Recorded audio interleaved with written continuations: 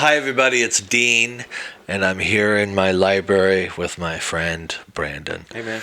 And thank you for doing this. Yeah, feels good to be back. This is season 3, right? Yeah, we're getting 3. close to the end of season 3. We are. Do we have one more episode? We have perhaps? two more. This is episode 9, and I hope that I hope you're a subscriber and not just a casual. Man, you get the most out of us if you're intentional about it. You get the most out of almost anything if you're more intentional about it. Yeah. Today we're going to talk about commitment issues. I guess it's been our most talked about episode. Yeah, in season 3, people loved the first episode that we did on commitment issues. Yeah. So we thought about bringing it back. Right. For a part 2, maybe expand a little bit on commitment, the struggle of commitment, but also kind of diving into maybe some personal stories or you almost wonder if people even know what the word commitment means anymore, right? Because I've done, God only knows how many weddings, and every one you say, promise now, right? Till death do us part, promise, right. promise, or whatever, and clearly somebody in that equation didn't mean it. Right. Like committed, like all in. Yeah, it's like till I disagree. Right, or till it's painful or whatever. Yeah. That's why it's so interesting that initial liturgy, I guess that's the word, or ceremony. You kind of, the classic marital vow goes into some things. It says, in sickness and in health. Right. For richer, for poorer. Yeah. Mm-hmm. Because they're trying to clarify commitment. Our last episode with my neighbor Rick. Yeah, that was great. The pilot. When he's talking about at some point, if you're gonna get flight, it's commitment. Like in an airplane, the commitment is full throttle. But commitment in the ministry, like we're both pastors. How many people do you know that they say when you're talking to them, "Oh, I thought I was going to be a pastor. I had a call into the ministry. Something happened at summer camp." But really, when it comes right down to it, they never push the throttle in. Like, I'm in. I'm committed. God spoke. Yeah, absolutely. There's been, plenty of people that have committed to doing anything. I know the start of this was marriage, relationships, but when you think about it, it's really life. It's commitment. If you were to follow the trail backwards, right? You probably found at some point in your life, 7, 8, 9, 12, 15, 16, 8, wherever, you stopped committing to something because of some level of pain, frustration, difficulty. My son, I always have stories with my son, he's 5, because everything is a challenge to him. Because he's small, he's short, he's not fast enough, he's not tall enough, he doesn't have the big enough hands, everything. And because I understand the value of committing to something through it, in moments where he can't, tie his shoe, he has 2 choices. He can say, I can't, or he can say it's difficult. Mm-hmm. And this has been a little tagline I've tried to live by pretty much my whole life, because I found myself slipping into moments like, I can't get through this anymore. Right, and can't turns the engine off. Can't causes you to just evacuate. Yeah, that's turning the car off, pulling the keys and walking away. But difficult just means I gotta find another solution. I gotta ask for help. I gotta figure it out. I gotta stay committed to find something to bring resolve to the situation. Right. And I think that's the harder choice, but it's the most rewarding choice on the other side of it. When I went to Bible college, bro, there was a whole floor, 2 people per room. Yeah. Right? Yeah. And I was on the 500, what they called the 500 floor at Christian University here. Okay. And I can think of 2 dudes that are still in the ministry. Wow. This is like rooms, multiple rooms. Yeah. 2 people per room. I can think of 2 other guys that are still doing this. Because they just didn't have. Because at some point, instead of saying this is difficult, they said I can't. Yeah. I can't do it. I can't put up with people. I can't. This is too much stress. Right.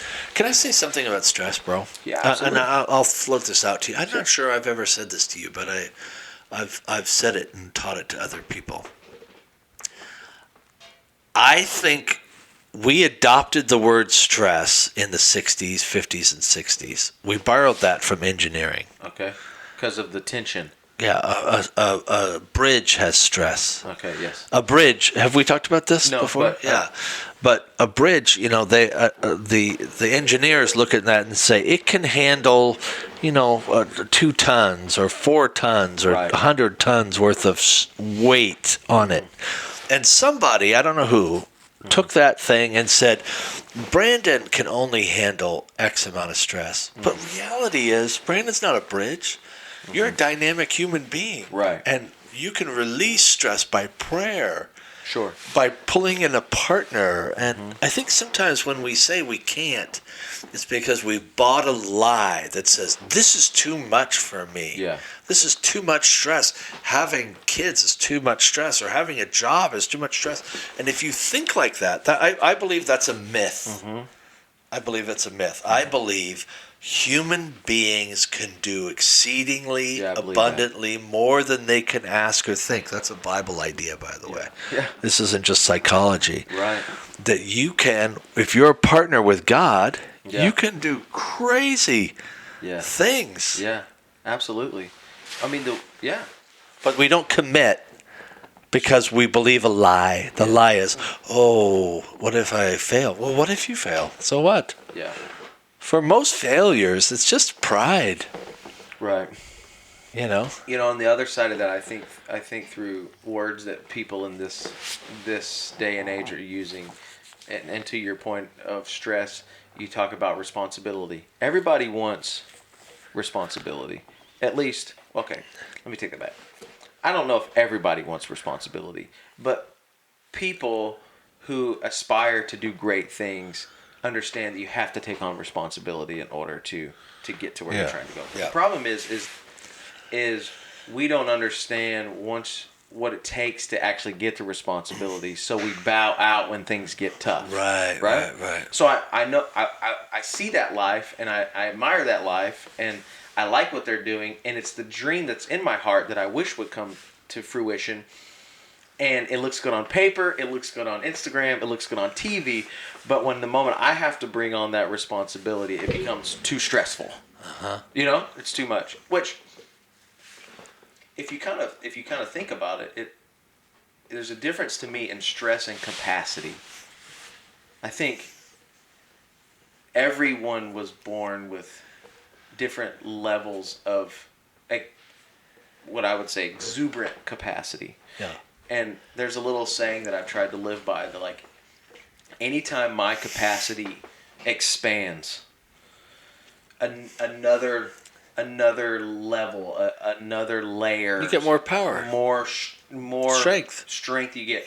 Every time my capacity expands, it actually forces me to be the person that God intended on me to be. This is you lift weights and work hard on your physique. Well, like that. This is how that works. For sure. You start out a weakling, and you go and you push yourself. Yeah. You lift more than you can. Right. You think you can lift. And over time. And you get sore. Yeah. It hurts. Yeah. And you wait a day or two. Yeah. And then but what's actually happening, bro, is that muscle's ripping. As it's ripping and tearing, it's building muscle. You're actually getting stronger. It only feels like it's destroying the muscle. Right. And it's uncomfortable and it's painful. But if you're going to be jacked, absolutely. If you're going to have 6-pack abs, that ripping and tearing isn't breaking your body. Right. It's building your body. Yeah. And that's what responsibility does. Yeah. Yeah. Because I think people want, this is how I would rephrase what you just said. Okay. People want fame and power. What they don't realize is responsibility is the way. Yeah, that's great.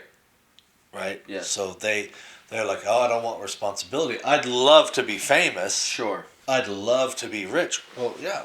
I'd love to be the president. I'd love to be a congressman. Yeah, well, the path to fame and power and money and happiness in your marriage with your kids as a leader in a business is the door knob is called responsibility.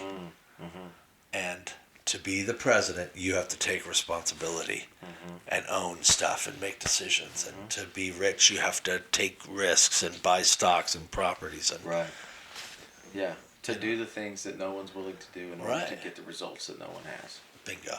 Yeah. And that's why commitment issues, this is such a big thing, because our lack of commitment is what's between us and the dream that we have. Yeah, because we think, because of the lack of commitment, it makes us feel comfortable. And we've created a generation of people that want to be comfortable in the moment. Right. And not have to work their way through things in the moment to be comfortable. Not even at the end, to be comfortable at the latter end.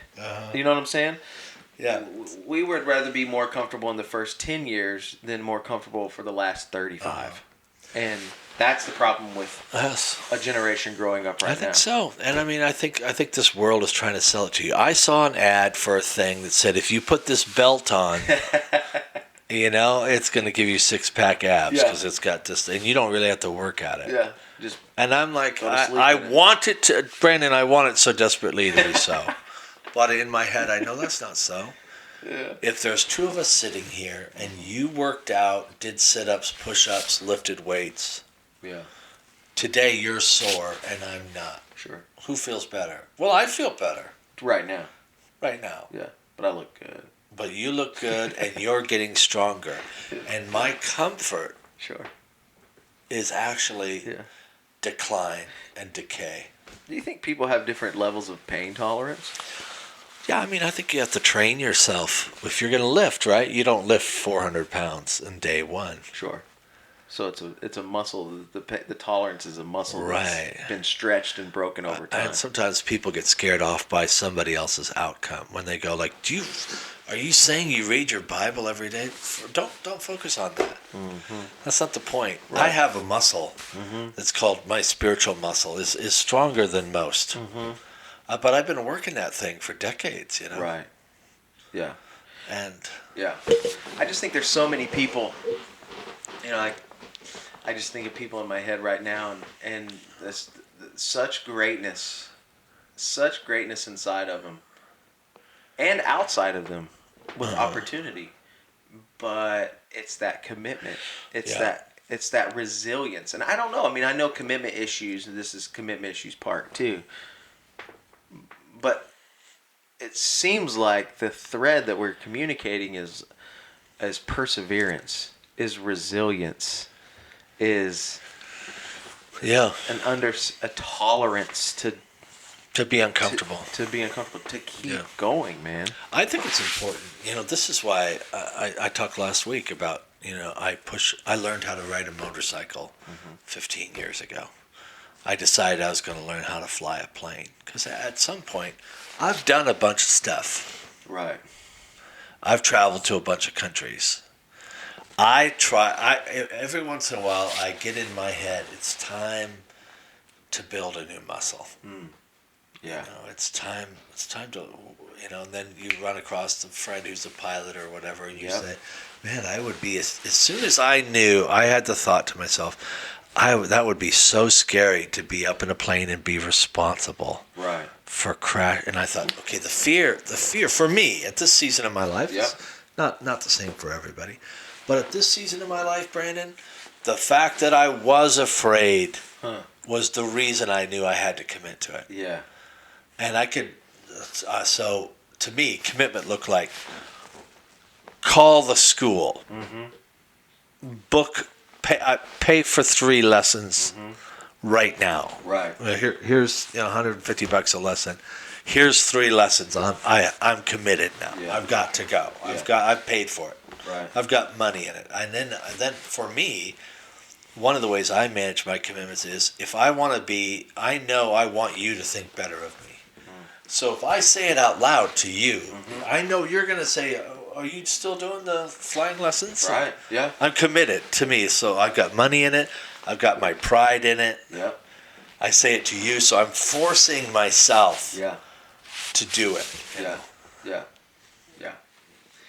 There's so many things. When you say that, I say to myself, I mean, for the years that I've been toying around with a book to try to write, Yeah. And you said, I mean, I probably every 2 weeks you're like, just get it out there.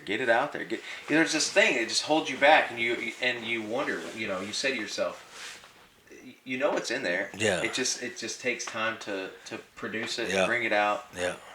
On my phone right now, what I did maybe 6 months ago was I made a list of every city that I had visited that made an impression on me. There's like 20. Yeah, cool. Kiev and Istanbul and Cape Town and then I went through those cities, and I'm trying to think of one story that defined that trip.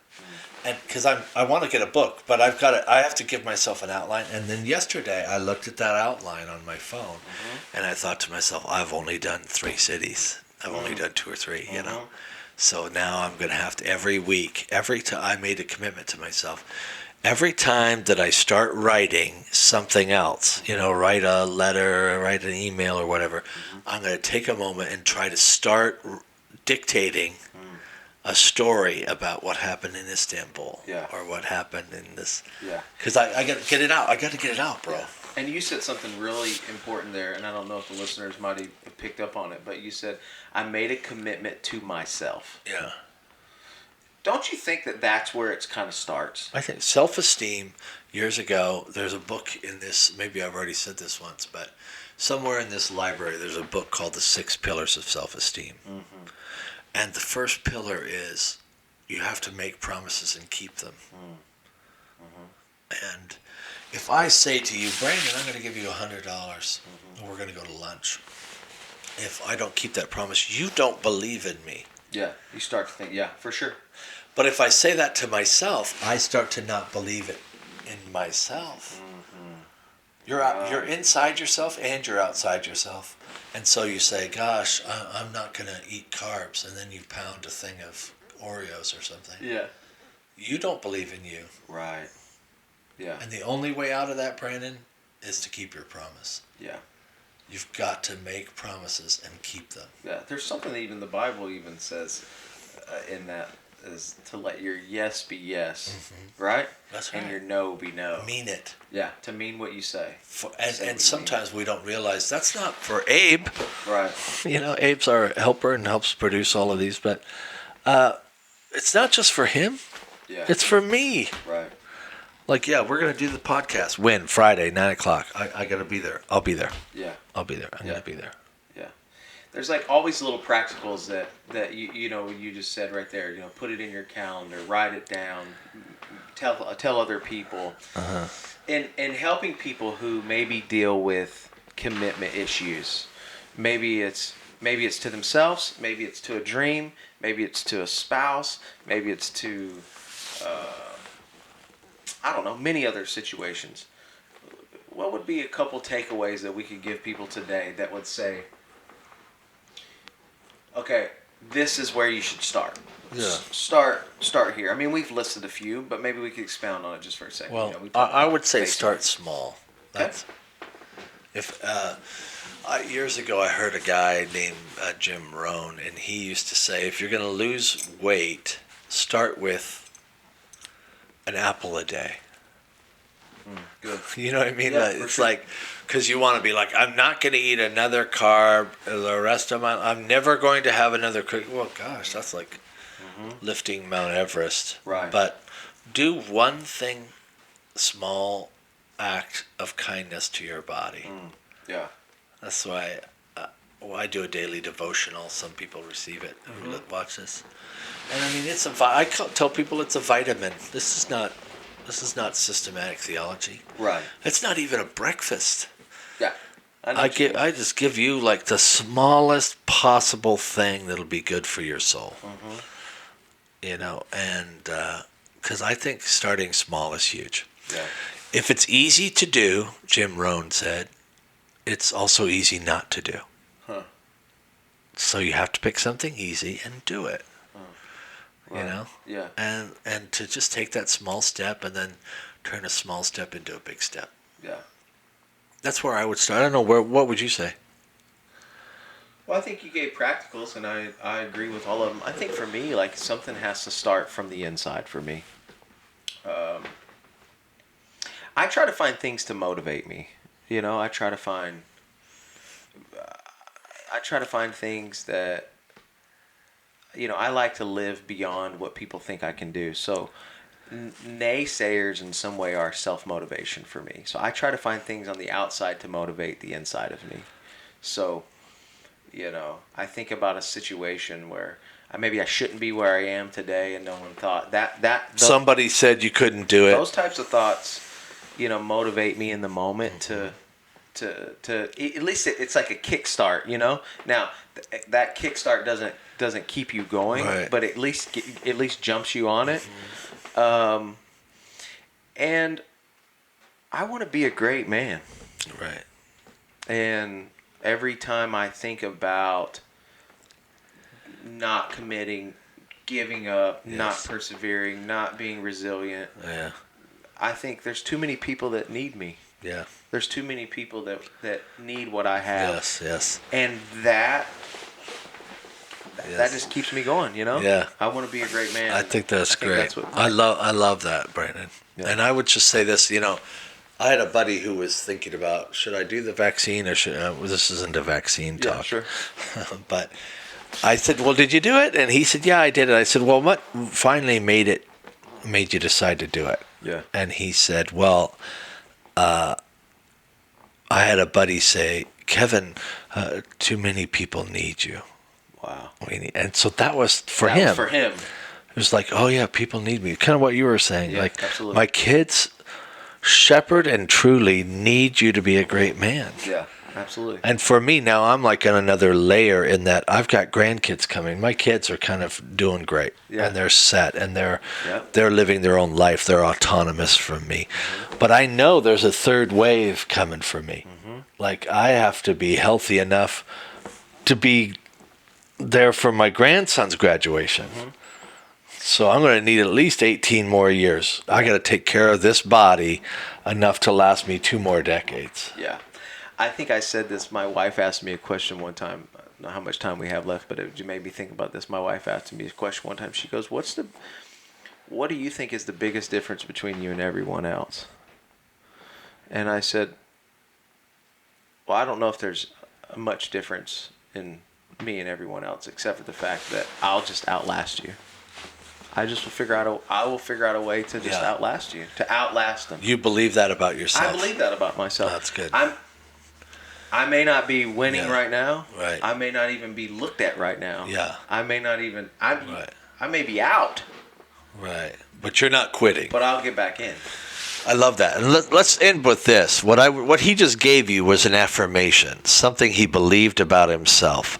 Right. I have 3 or 4 affirmations that I write. I try to write them every day. I don't, but those affirmations are in my head. I've written them out enough that they're in my heart. Mm-hmm. Get some affirmations about yourself, and then get some goals. Yeah. Because sometimes commitment just starts with, where am I headed? Right. Yeah. Absolutely. Hey, thank you for watching. Yeah. Thanks for being a part. Subscribe on YouTube or Apple Podcasts and share. You know 3 people. You know 3 people that need this. Even if they listen to 5 minutes of the 30, it'll be good for them. So this is sign language. All right. It means I love you.